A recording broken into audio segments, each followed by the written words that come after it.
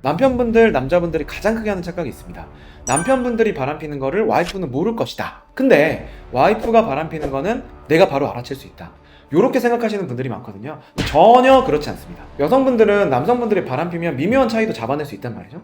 남성분들이 뭐 향수 냄새가 좀 바뀌었다든지 옷깃이 접혀있다든지 셔츠에 뭐가 묻어있다든지 이런 것도 금방 알아챌 수 있어요. 근데 우리 남자들은 여자들의 변화를 그렇게 쉽게 알아채지 못해요. 그래서 오늘 유부녀들이 바람필 때 어떤 행동들이 나타나는지, 이 증거들이 있으면 우리 와이프를 조금 의심해봐도 된다, 이런 5가지를 제가 한번 모아봤습니다.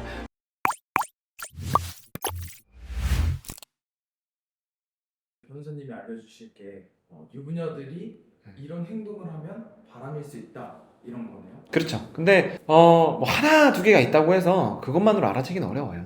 오늘 5가지를 말씀드릴 텐데 이 중에 한 3개 이상 해당이 된다, 이러시면 한 번쯤 우리 와이프가 이렇게 의심을 해보실 수도 있다, 이런 거죠. 첫째, 요즘 와이프가 갑자기 옷을 사는 횟수가 좀 늘어났다. 부쩍 예쁜 옷을 많이 산다. 이렇게 할 때 좀 의심해 볼 수 있을 것 같은데요. 기본적으로 아내분들은 패션에 남성분들보다 관심이 많은 건 맞아요. 근데 결혼하고 아이 낳고 남편들 챙기면서 자기의 옷까지 어떤 신경 쓸 여유가 없단 말이죠. 근데 젊을 때는 다른 남자 만나고 하실 때 예쁜 옷 입는 거에 분명히 재미가 있으셨던 분들이에요. 그래서 갑자기 이제 좀 마음에 드는 사람이 생기거나 애인이 생기시면 갑자기 옛날 생각이 나는 거예요. 그리고 잘 보이고 싶은 상대가 생기는 거죠. 그러면 내가 예전에 잘 입었던 옷, 내가 좋아하는 브랜드, 갑자기 백화점을 막 가시기 시작해요.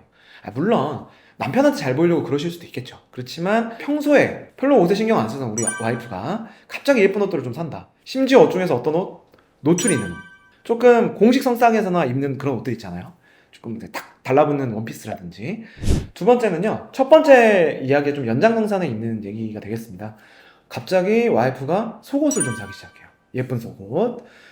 자, 이건 남자분들이 좀 알아채기가 어려울 수가 있어요. 왜냐면 기본적으로 빨래 누가 합니까? 빨래 여자분들이 많이 하시죠. 물론 자기 빨래는 자기가 하셔야 돼요. 요즘에는 남성분들도 아내분한테 빨래 맡기시면 안 돼요. 소방받습니다. 집에서 본인 빨래는 본인이 하셔야 되지만 우리 와이프가 어떤 속옷 입는지 관심이 없는 남편들이 대다수거든요. 가끔 봤는데 갑자기 엄청 화려한 레이스 달린 속옷이 있다? 막상 별로 남편이 볼 일은 없거든요.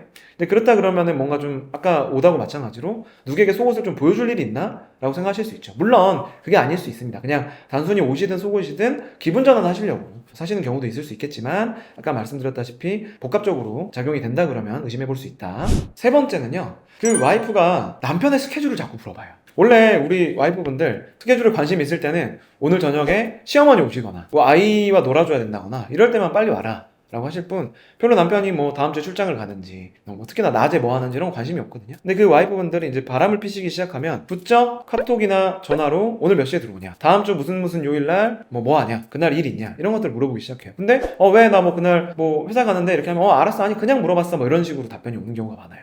아내분들이 남편의 스케줄을 물어보면서 자신의 알리바이를 좀 만들려는 경향들이 있거든요. 근데 그게 왜 그러겠어요? 아내분들이 남편이 좀 바쁠 때 그 사이에 이제 외도를 하시려는 경향이 있거든요.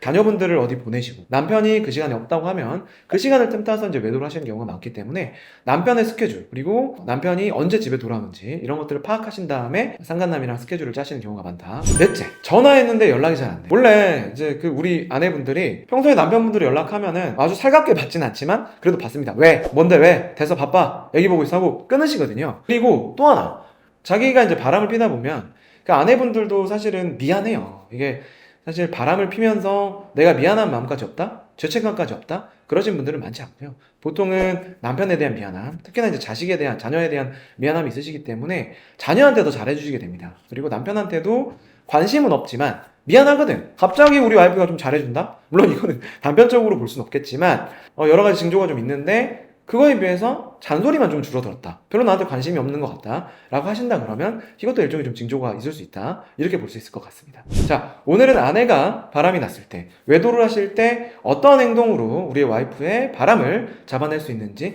5가지 어떤 신호를 좀 말씀을 드렸습니다. 다만 분명히 말씀드릴 거는 심지어 이 5가지 신호가 다 있다고 하더라도 바람을 반드시 핀다고 할 수는 없어요. 그렇지만 이 5가지 중에서 그래서 한 3-4개가 해당이 된다. 그렇다고 한다 그러면 한 번쯤 의심을 해볼 필요는 있다. 이런 정도로 정리하시면 될 것 같아요. 유익하셨다면 구독, 좋아요 부탁드리고요. 다음에도 유익한 내용으로 찾아뵙겠습니다. 감사합니다.